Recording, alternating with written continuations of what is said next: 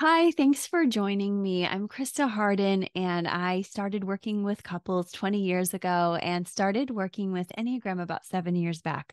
Right away, I was really impressed with how my couples grew, and I found that my marriage assessments that I was bulking up on could be reduced down quite a bit by understanding a person's Enneagram personality type. Today, as you get to know the type 1 in relationship, keep in mind that you can head over to enneagramandmarriage.com for so many resources or our Instagram page as well. But if you're a one or in relationship with a one, there are so many important elements for you to know. First and foremost, they like to love with order, goodness, and precision. Ones love to bring justice to the world, and they're very oriented toward what is right and wrong, or the way they feel the world should be. So often you'll find that ones are trying to improve the world in all kinds of ways. And this even goes further in depth once you get to understand instinct and subtype.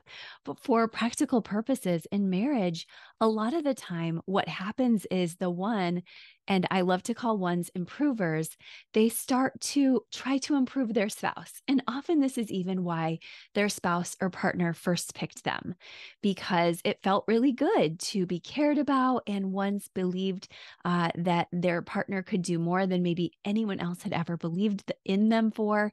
And this was so beautiful in the honeymoon stages of the relationship, and hopefully continues to be a beautiful part of your love story. But I also want to identify that the shadow of a one in relationship is sometimes they can get demanding and deeply rageful, and also not know how to process that rage. And instead, it comes out as a really strong resentment. They hold it in their jaw. They push out this frustrating tone, and their family feels like they're walking on eggshells. So it's really important for the one to digest that anger, to talk about it, but talk about it after trying to digest it with a good walk, some good body work, just healthy ways to express the anger, because often there's an inner critic sitting inside the one that's really intense. So even though they have all these gifts for improving, they're not using them on that standard of what really marriages thrive on, which is typically 5-to-1 positives to negatives. And sometimes ones even feel like they will punish their spouse by not giving them certain parts of life, could be sex, could be something else, if they're not performing near perfection to the one standard. So oftentimes in that, ones can forget the partner has a lot of good gifts too, but they're just very differently wired. So in the healing process, it's important that the partner really help the one to see their gifts and not run away from the anger, but be able to face it and to set boundaries with the one. And it may not be easy for the one to hear, but this is really important in your both of your growth and development, because it's going to help you both to ultimately have more joy and acceptance of loving each other right where you are, even without all the improvements. So please know that hopefully you were smart when you picked a spouse. And if you're a one, you probably were. That's the good news. And you probably just need to build that person up more so that they can love you even better.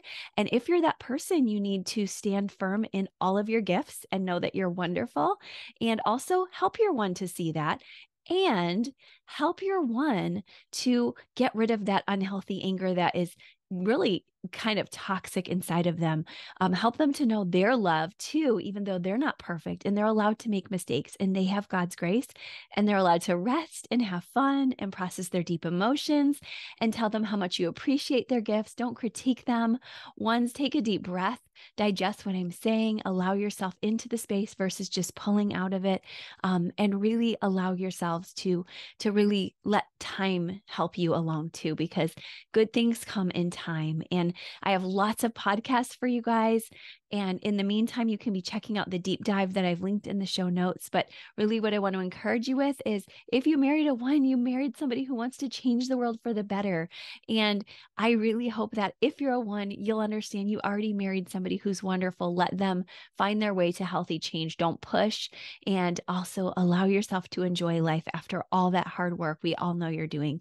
Thank you so much. And please get that deep dive and listen to those podcasts as you're moving along here. Bye-bye.